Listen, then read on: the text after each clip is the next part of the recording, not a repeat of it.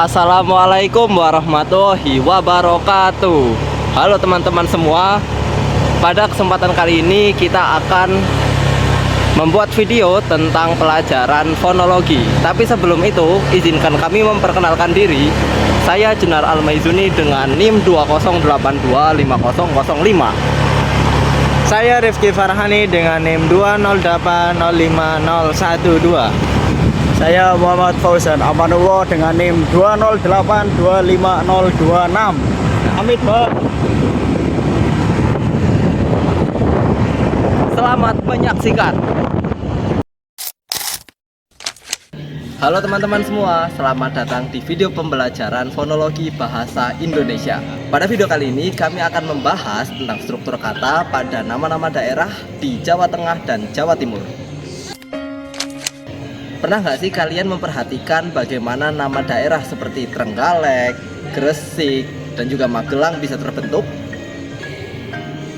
Mungkin hal tersebut terdengar biasa buat kalian, tapi kalau mau diteliti secara fonologi, struktur kata tersebut menarik untuk kita bahas. Lalu, apa sih yang dimaksud dengan struktur suku kata?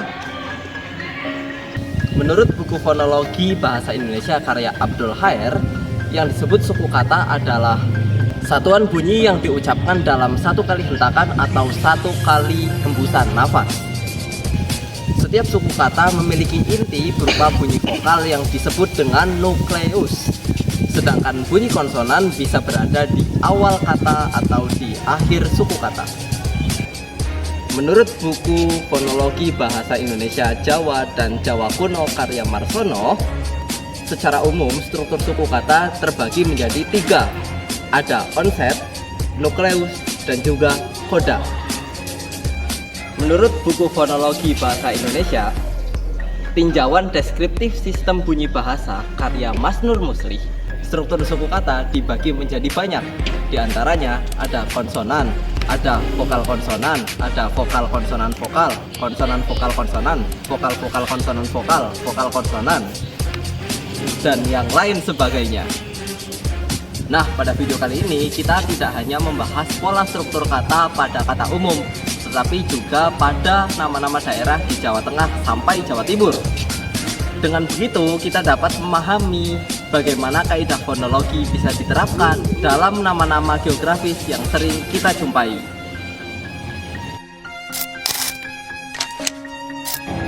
Sekarang mari kita lihat beberapa contoh nama daerah yang ada di Jawa Tengah dan Jawa Timur. Yang pertama ada Gresik. Kata Gresik dapat dibegal menjadi Gresik. Pada suku kata gre, onsetnya berupa gugus konsonan gr, nukleusnya berupa bunyi vokal e dan tanpa koda, sehingga menghasilkan pola suku kata konsonan vokal.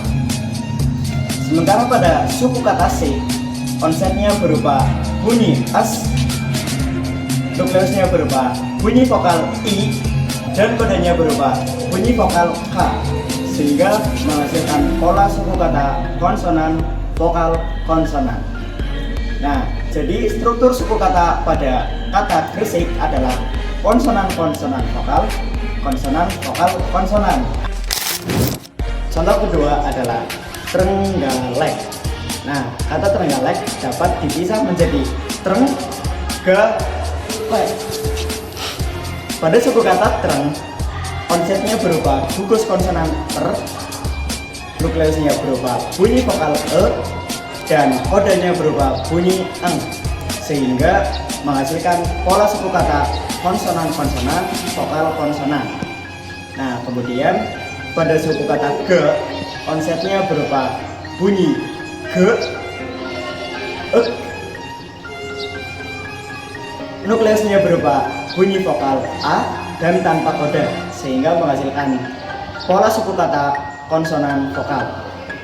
Sementara itu pada suku kata lek, onsetnya berupa bunyi l, nukleusnya berupa bunyi vokal e dan kodanya berupa bunyi k. Jadi pola suku katanya adalah konsonan vokal konsonan.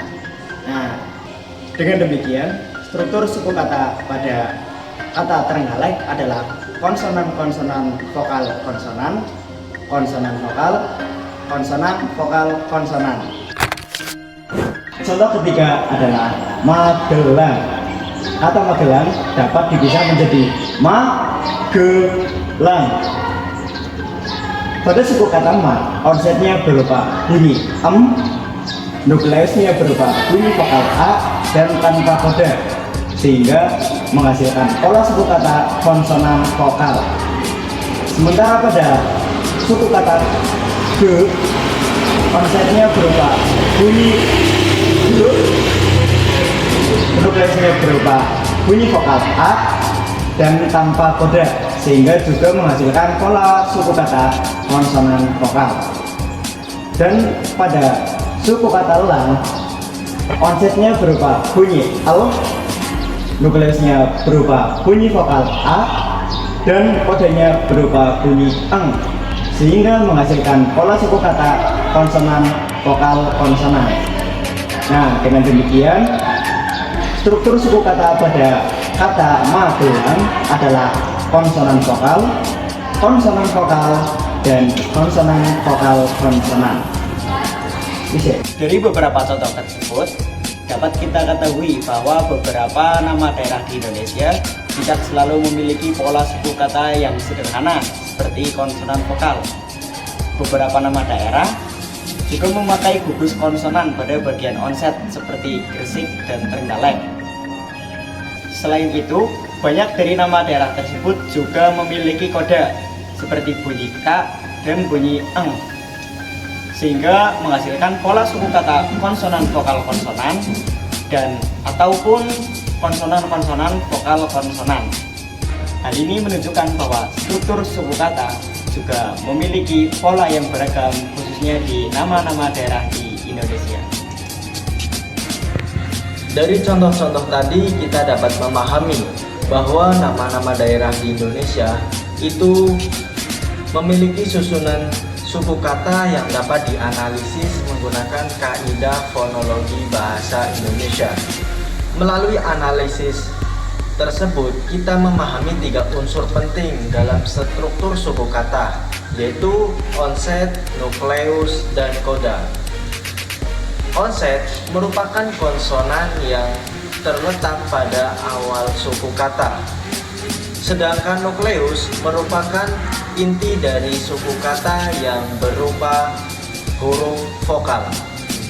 Sedangkan koda yaitu konsonan yang terletak pada akhir suku kata. Ketiga unsur tersebut membantu menjelaskan bagaimana suatu kata dapat dibentuk dan diucapkan secara sistematis. Struktur suku kata juga membantu kita bagaimana bunyi itu disusun dan bagaimana kata itu bisa diucapkan dengan jelas. Analisis seperti ini sangat bermanfaat dalam pembelajaran membaca, pelafalan, linguistik, dan lain-lain. Melalui nama-nama daerah seperti Gresik, Trenggalek, dan Magelang, kita dapat melihat bahwa variasi pola fonologi dalam bahasa Indonesia itu sangat beragam, seperti vokal konsonan, konsonan vokal, konsonan vokal, dan juga konsonan vokal konsonan.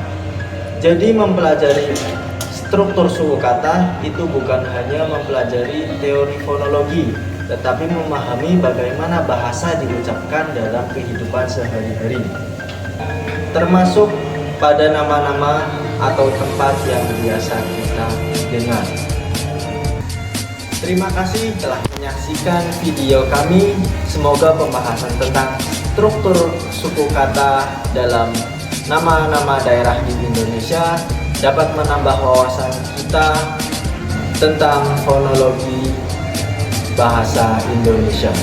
Sekian dari kami. Wassalamualaikum warahmatullahi wabarakatuh.